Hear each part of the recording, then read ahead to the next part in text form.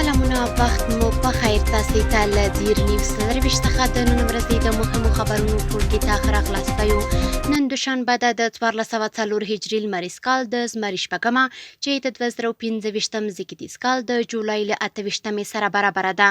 زه شبنم وزیری یم او تاسو ته له دیر نیوز سرویس څخه د هیواد او نړۍ مهم خبرونه وړاندې کوم. خو په سر کې د مهمو خبرونو سرټکی بهرنیو هیوادونو ته د افغان ماهرو او مسلکي کارګرانو د لیږد پروسې پیلېدل.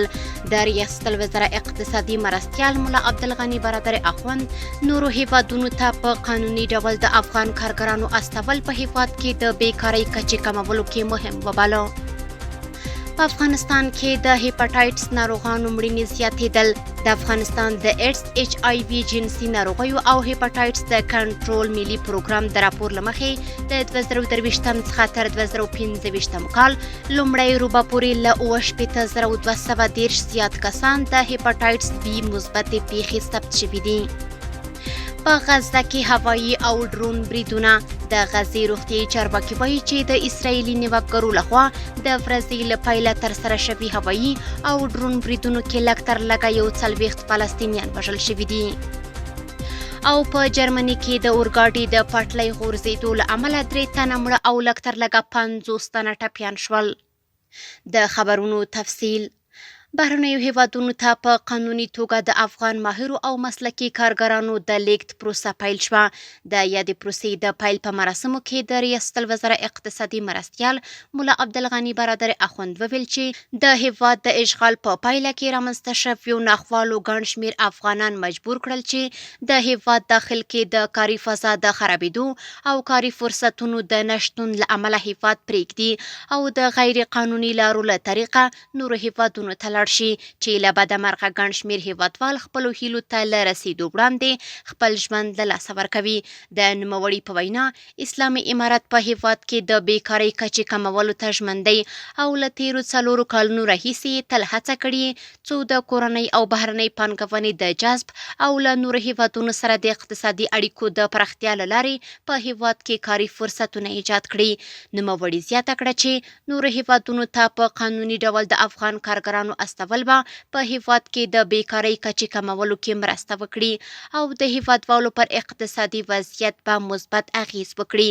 د غرض له کوربه هیوادونو سره د افغانستان سوداګریزو او اقتصادي اړیکو ته به لا ډیره پراختیا ورکړي. د دواړو هیوادونو د نږدېوالي لامل به وګرځي او د افغانستان نړیوال اعتبار به لوړ کړي. په افغانستان کې ډیری کسان د هیپاټایټس ناروغي د ناوخته تشخیص له کبله مري. په افغانستان کې د روغتیا نړیوال سازمان استازي اډوین سنیزا سلوادور وایي چې په افغانستان کې ډیری کسان خپل ژوند د هیپاټایټس له امله له لاسه ورکوي ځکه په وینا یې یا د مړینې د نه درملنې له کبله نه بلکې د یادې ناروغۍ د ناوخته تشخیص او پیژندل کېدو له کبله د خلکو ژوند اخلي. نوموړي وویل چې دوی له ملي روغتیایي ټیمونو سره نږدې کار کوي ترڅو معاینه او درملنه چټکه او ټولو ته لاسرسی ولري. د افغانستان د ایډز ایچ آی وي جنسي ناروغیو او هیپاټایټس د کنټرول ملي پروګرام د راپور له مخې د 2015 د لومړیو 3 میاشتو په ترڅ کې په ټول هیواد کې 914,240 کسانو د هیپاټایټس بي او سي لپاره معاینه کړې چې د هغې له ډلې له 2023 څخه تر 2015 کال لومړۍ روبې پورې له 210 زیات کسان د هیپاټایټس بي مثبتې پیښې ثبت شوي چې د هغې له ډلې 30,604 نارینه او 29,626 ښځې دي. ترڅنګ یې 29,937 کسان د هیپاټایټس سي په ناروغۍ اخته ثابت شوي چې 14,216 نارینه او 14,618 یې ښځې دي. د روغتیا نړیوال سازمان وایي چې د هیپاټایټس بي او سي له ویروسي انتاناتو سره تړلې مړینه یوازې ساري مرض دی چې په نړۍ کې د هغې له امله مړینې ورځ تر بلې زیاتېږي او لامل یې د عامه پوهاوي نشتوالی دی. د یاد سازمان استازي له مرستندویه نړیوال سازمانونو وغوښتل چې په افغانستان کې د یادې ناروغي د کابو کولو لپاره له دوی سره مرسته وکړي ترڅو د مړینې کچه راټیټه کړي. هیپاټایټس بي او سي ډیر وخت پټ پاتې کیږي. دا ناروغي اکثره ښکاره نښې نه لري او خلک ممکن څو کاله له ناروغۍ سره ژوند وکړي. د کډوالۍ نړیوال سازمان وایي د روان میلادي کال 2 وروستیو میاشتو کې 18 میلیونه افغان کډوال افغانستان ته راستنه شوي دي. د کډوالۍ نړیوال سازمان راپور ورکړی چې 1.8 میلیونه افغان کډوال د 2025م کال د اپریل 10 او جولای 12 ترمنځ له ایران او پاکستان څخه افغانستان ته راستنه شوي چې د بشري وضعیت په برخه کې یو مهم بدلون ښیي.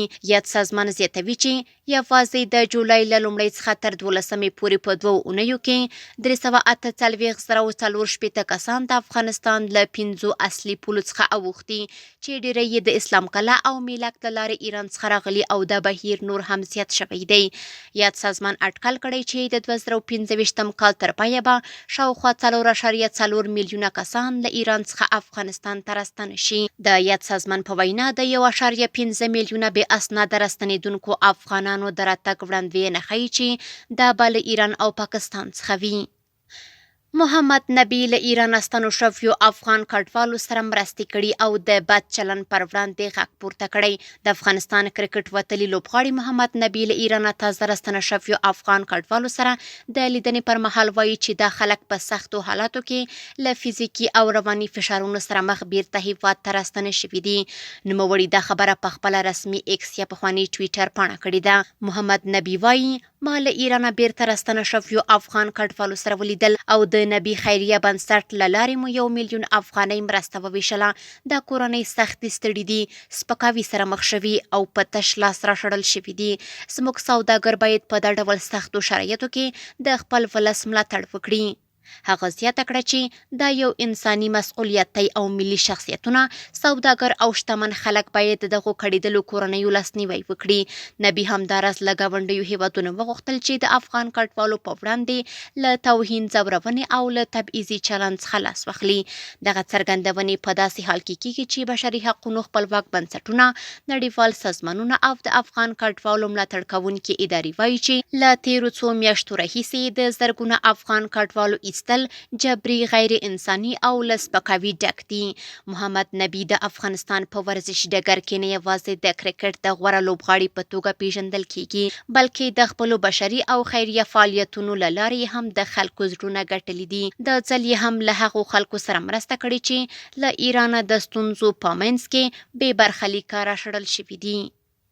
په تهران کې د اسلامي امارت سفارت چارسمبالي د تهران وروستي جنایت د قربانیانو له کورنۍ سره خواخوږي څرګنده کړه.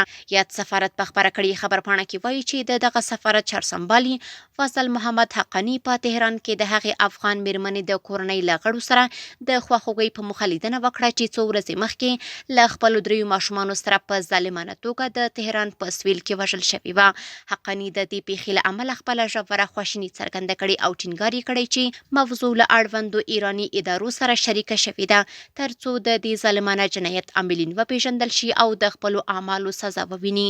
پرون د هنګهاو په نوم د ایراني بشري حقونو سازمان راپور ورکړ چې د ایران تهران ښار کې یوه افغانه میرمن چې عمر یې 25 کاله و له خپلو 3 ماشومانو سره چې 2, 3 او 15 کلن و په تهران کې په خپل استوګنځي کې وژل شوي دي. د هنګاو د بشري حقونو سازمان د راپور له مخې یا د میرمن د چړې په ګزارونو او د هغې ماشومان چې 2 زامن او یوه لور وو د خفه کولو له لارې وژل شوي دي. د اسلامي امارت او د انګلستان د بشري مرستو پلاوو د کډوالو د وضعیت په اړه غونډه وکړه. د کډوالو او راستنېدونکو چارو وزارت وایي چې یاد وزارت د پلان او پالیسۍ رئیس مولوي محمود الحق احدي او د بریټانیا د بشري مرستو رئیس الیسټر برنټ ترمنځ د ایران او پاکستان څخه د جبري راستنېدونکو د وضعیت، د هغې له ډلې د جبري راستنېدونکو د ځان بسیینې، د بیا میشتېدنې، کاري فرصتونو، سرپناهو، بیړنیو مرستو او د هغوی د ستونزو د حل په موخه غونډه وکړه. د یاد وزارت په وینا په دغه غونډه کې احدي وویل چې کډوالو ته د نړیوالو بنسټونو په مرسته کې روڼتیا او توازن نه دی رعایت شوی. دغه راز دواړو لوریو د جبري راستنېدونکو د ستونزو د حل په موخه د همکارۍ پر دوام ټینګار وکړ. کورني خبرونه هم دومره وو. اوس به زموږ همکار عزیر صفی تاسې د نړۍ له حالاتو خبر کړي. مننه شبنم چې د هیواد له مهمو حالاتو مو خبر کړو. سم پام وکړئ څو بهرنیو خبرونو ته. په غزه کې هوایي او ډرون بریدونه 100 فلسطینیان وژل شوي. روغتیايي وضعیت بحراني دی. د غزې روغتیايي چارواکي وایي چې د اسرایلي نیواګرو لخوا د ورځې له پیله ترسره شوي هوایي او ډرون بریدونو کې لږ تر لږه 100 فلسطینیان وژل شوي او ګڼ نور ټپیان دي. له وژل شویو څخه 8 تنه هغه کسانو چې د مرستې د ترلاسه کولو په تمه په قطارونو کې ولاړ وو. بریدونه پر هغو ځایونو شوي چې د امن سیمو په توګه پیژندل کېدل، لکه د غزې په جنوبي برخه کې د المواسی سیمه چې له بېځایه شویو ډکه وه، چې هلته هم ستر اور لګېدلی او 15 کسان چې پکې ماشومان او یو امیندواره ښځه هم ووژل شوي دي. د الجزیرې د راپور له مخې ډرون بریدونه له میخونه او اوسپنې ډک میزایلونه کاروي چې د خلکو په ګڼه ګوڼه کې مرګ ژوبله ډېروي. د جګړو، سون توکو د کمښت او درملو له نشتوالي سره د غزې روغتیایي سیستم له سخت بحران سره مخ دی. ډاکټران د ناروغانو درملنه د لومړیتوب له مخې کوي، خو د مزمن ناروغانو لپاره امکانات خورا محدود دي. بشري ادارو د وضعیت د لا خرابېدو خبرداری ورکړې او د عاجل اوربند غوښتنه یې کړې ده. د اسرایلي نیواکګرو د تکتیکي وقفې له پای ته رسېدو سره په غزه کې لږ تر لږه 63 فلسطینیان وژل شوي دي. د اسرایلي نیواکګرو لخوا د جګړې موقتي درولو یا تکتیکي وقفې د اعلان سره د یکشنبې له سهار را په دې خوا لږ تر لږه 63 فلسطینیان د اسرایلي ځواکونو په بریدونو کې وژل شوي دي. سربیره پر دې 6 نور فلسطینیان د اسرایلي صهیونیستي رژیم له لوري د تپل شوي لوږې له امله مړه شوي دي. اسرایلي پوځ یکشنبه د غزې په بیلابیلو برخو کې د سهار له 10 د ماښام تر 8 بجو پورې د بشردوستانه اهدافو لپاره تکتیکي وقفه اعلان کړې وه. دا وقفه د الغواسی، دیر البلا او غزې ښار په برخو کې تطبیق شوې ده، خو د وقفې تر سیوري لاندې بریدونه نه یوازې بند نه شول بلکې د تلفاتو کچه یې نوره هم لوړه کړې ده. له بلې خوا اسرایلي چارواکو د فریډم فلوټیلا د هنداله نومې کښتۍ 21 بهرني فعالان تعقیب کړي چې هڅه یې کوله د غزې سمندري محاصره ماته کړي. تر اوسه د دغه فعالانو له ډلې 11 تنه لا هم د اسرایلي ځواکونو تر تعقیب لاندې دي. د بشري حقونو مدافعین او نړیوال سازمانونه د روان ناورین پر وړاندې د ژورې اندېښنې څرګندونه کوي، خو د تاوتریخوالي کچه لا هم د کمیدو پر ځای د لوړېدو په حال کې ده. په جرمني کې د اورګاډي د پټلۍ غورځېدو له امله 3 تنه مړه او لږ تر لږه 50 تنه ټپیان شول. په جنوبي جرمني کې یو مسافر وړونکی اورګاډي له پټلۍ واوښت چې له امله یې 3 تنو خپل ژوند له لاسه ورکړ او لږ تر لږه 50 نور کسان ټپیان شول. چارواکي وایي دا پیښه د ځمکې ښویېدنې له امله رامنځته شوې ده. د راپورونو له مخې د اورګاډي چلوونکی هم په دې پیښه کې وژل شوی دی او شاوخوا 25 کسان د سختو ټپونو له امله روغتون ته لیږدول شوي دي. پلټونکي وایي دا پیښه جدي څېړي او د ځمکې ښویېدنې دقیق علتونه تر ارزونې لاندې نیسي. تایلنډ او کمبودیا د بې شرطه اوربند پرېکړه وکړه. تایلنډ او کمبودیا د مالیزیا په کوربتوب د سولې خبرو وروسته د سمدستي او بې شرطه اوربند پرېکړه وکړه چې دا پرېکړه به د جولای له 28 څخه نافذه وي. د مالیزیا لومړي وزیر انور ابراهیم د دواړو هیوادونو له مشرانو سره د لیدنې پر مهال ویل چې دا ګام د جګړې د پای ته رسولو او د سولې د بیرته راوستلو لپاره مهم پرمختګ دی. دواړو لوري ژمنه وکړه چې د ښه نیت پر بنسټ به اوربند عملي کوي. کمبودیایي مشر هنمانیت د خبرو پایله مثبته وبلله او د امریکا ولسمشر ډونالډ ټرمپ رول یې وستایه. دغه راز تایلنډي مشر فومتام هم د اوربند پر ژمنتیا ټینګار وکړ. یا د پرېکړه وروسته له هغې وشوه چې د دواړو هیوادونو ترمنځ نښتو لږ تر لږه 15 کسان وژلي او تر 270,000 زیات خلک یې بېکوره کړي دي. سره له دې د سرحدي سیمو له ځینو برخو لا هم د جګړې راپورونه ورکول شوي، خو چارواکي وایي د سولې لپاره جدي هڅې روانې دي. اوکرایني ځواکونو د تیرو 7 ورځو په ترڅ کې د درنو تلفاتو راپور ورکړی. د راپورونو له مخې د تیرې اونۍ په اوږدو کې د لوګانسک د خلق جمهوریت پر پوله د اوکرایني وسلوالو ځواکونو او بهرنیو کرایه جګړه مارانو تلفات نږدې 3,900 کسانو ته رسېدلی. د روسیې د دفاع وزارت د راپورونو پر بنسټ نظامي کارپو اندري ماروچکو وایي چې تر ټولو زیات زیان د روسیې د لویدیځې جګړهیزې ډلې لخوا اړول شوی دی. نوموړی زیاتوي په تیره اونۍ کې د اوکرایني ځواکونو تلفات د شمال، جنوب او لویدیځو جګړهیزو ډلو د عملیاتو په ساحو کې شاوخوا 3,895 کسانو ته رسېدلي چې دا د تیر راپور په پرتله 125 کسانو زیاتوالی ښیي. او د پای خبر هم دا چې د چین مخکښو مصنوعي ځیرکتیا شرکتونو 2 نوي صنعتي اتحادیې جوړې کړي دي څو د هیواد د AI سکتور لپاره یو خپلواک او باثباته داخلي ایکوسیستم رامنځته کړي. دا نوښتونه د امریکا لخوا پر چین د پرمختللو چپسو د صادراتو محدودیتونو ته د ځواب په توګه ترسره شوي څو د بهرنۍ ټکنالوژي پر وړاندې د تکیه کچه کمه کړي او د کورنیو بدیلو حل لارو پراختیا چټکه شي. د راپورونو له مخې دغه اتحادیې به د چینایي AI شرکتونو، څېړنیزو بنسټونو او الکترونیکي چپ جوړونکو ترمنځ همکاري نوره هم پراخه کړي. د دې نوښت له لارې به هڅه وشي چې د مصنوعي ځیرکتیا لپاره اړین چیپونه، سافټویرونه او نور تخنیکي منابع د کور دننه تولید او پراخ شي. شنونکي باور لري چې د اقدام به د چین د AI صنعت د دوامدار پرمختګ، نړیوالې سیالۍ او د ټکنالوژي په برخه کې د ځان بسیاینې لپاره مهم ګام وي. زموږ د نن ورځ مهم بهراني خبرونه همدومره او د سپورټ له ډګره به مو زما همکاره شبنم وزیري خبر کړي. تر بیا ښې چارې. له عزیر سفینه په مننه چې تاسې د نړۍ له وروستیو مهمو پیښو خبر کړئ. اوس هم ورځو د سپورټ ډګر ته.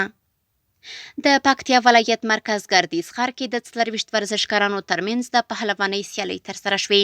د دغو سیالیو په پایله کې 12 تنو خپلو سیالانو ته په ماتې ورکولو سره بریاوې خپلې کړې او د ډالیو ګټونکي شول.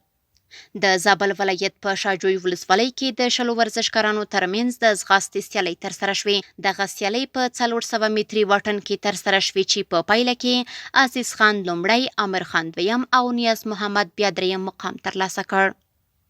د هلمند ولایت په ګرشک ولسوالۍ کې د 12 لوبډلو ترمنځ د فوټبال سیالۍ د ځوانانو لوبډلې په اتلولۍ پای ته ورسېدې. د یادو سیالیو پایلوبه کې ځوانانو لوبډلې د 15-0 ګولونو په توپیر خپلې سیالۍ آشنا لوبډلې ته ماتې ورکړه او اتلولي یې وګټله. وروستی خبر همدا چې بند امیر لوبډلې په 3 ویکټو بوست پر وړاندې بریا خپله کړه.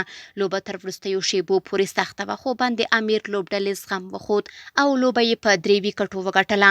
د شپږیزې په لیګ کې د بند امیر دریمه بریا ده چې په خپل نوم یې ثبتوي. نننۍ خبري خبرونه هم دومره وه. په خواله رسنیو باندې فیسبوک، انسټاګرام، ایکس یا پخوانی ټویټر، یوټیوب او ټیک ټاک زموږ خبرونې خوښې او موږ تعقیب کړئ. ادرس یې زیر نیوز 24 تر سبنې خبرونې. د الله په امان.